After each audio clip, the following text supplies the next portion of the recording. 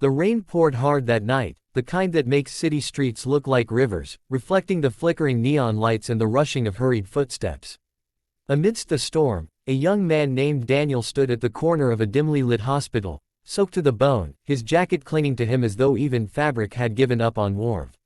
He had come not for himself but because he had nowhere else to go. His own life was unraveling thread by thread. A broken job contract, debts piling high, and the haunting silence of unanswered phone calls from people he once trusted. Daniel felt like the world had turned its back on him, and he was left wandering in shadows, wondering if hope was only a word written for others, never for him. Yet fate has a strange way of turning corners when we least expect it, and on that night, Daniel's despair would collide with something extraordinary, something that began not with grand gestures or riches, but with a simple human touch, the act of holding a stranger's hand and whispering a prayer. Before I continue, dear friends, if you believe in kindness, in the power of second chances, and in moments that can change a life forever, then please take a second to like this video, comment your thoughts, share it with someone who may need hope today, and subscribe to our channel, Kindness Speaks.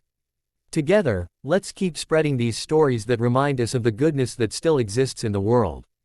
Daniel pushed the heavy hospital doors open, the smell of antiseptic and distant cries washing over him. He had no reason to be there, no loved one admitted, no official duty. He simply drifted into the lobby because the storm outside felt colder than the quiet halls within. As he sat on a bench, head low, he noticed a frail woman in her late 60s sitting alone, trembling, tears spilling quietly onto her lap.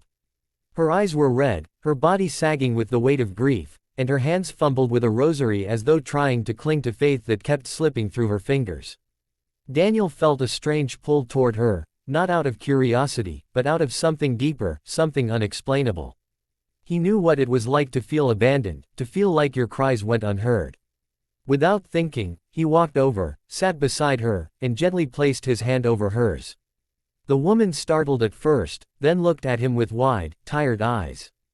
Daniel didn't know her name, her story, or her loss, but he bowed his head and whispered softly, "Let's pray."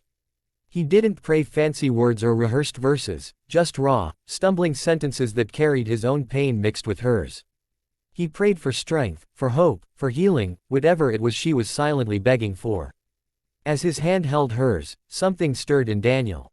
For the first time in months, maybe years, he felt alive, connected, as though in lifting someone else's spirit, he had unknowingly lifted his own. Minutes passed, and by the time he opened his eyes, the woman was quietly weeping, not with despair, but with a softened grief, like someone who had finally been given permission to breathe. She squeezed his hand and whispered, "Thank you," before being called away by a nurse. Daniel watched her go, unaware that this one act, this one prayer, would ripple back into his life in ways unimaginable. The night passed, but Daniel couldn't shake the feeling of what had happened. For days, he carried a light inside him, faint but real, pushing him to continue showing kindness even when he felt empty himself. He began volunteering at the hospital chapel, cleaning benches, bringing food for families waiting for loved ones, and sitting with strangers who were too tired to cry anymore. Each act didn't change his financial struggles, but it changed something deeper. His spirit began to mend, his outlook shifting from bitterness to quiet resilience. Weeks later, as Daniel was scrubbing the hospital corridor floors for extra money, a man in a sharp suit approached him. His presence carried weight, his eyes scanning Daniel with curiosity before he asked, "Were you the young man who prayed with my mother the other night?" Daniel froze, unsure of what to say, but nodded. The man's expression softened, and he introduced himself as Robert Hayes, a wealthy businessman whose mother had been in critical condition that stormy night. "She told me about you," Robert said quietly. "She said a stranger held her hand when she was breaking, and that prayer gave her strength to keep going." What Daniel didn't know was that Mrs. Hayes, the woman he prayed with, had been waiting to hear if her life-saving surgery would succeed. That moment of prayer steadied her heart and gave her the courage to believe she could survive.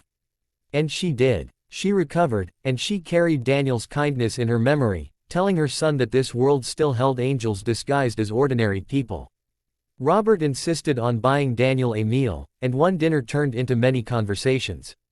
In Daniel, Robert saw not just a drifter struggling to survive but a man of sincerity, humility, and unshaken kindness despite hardship.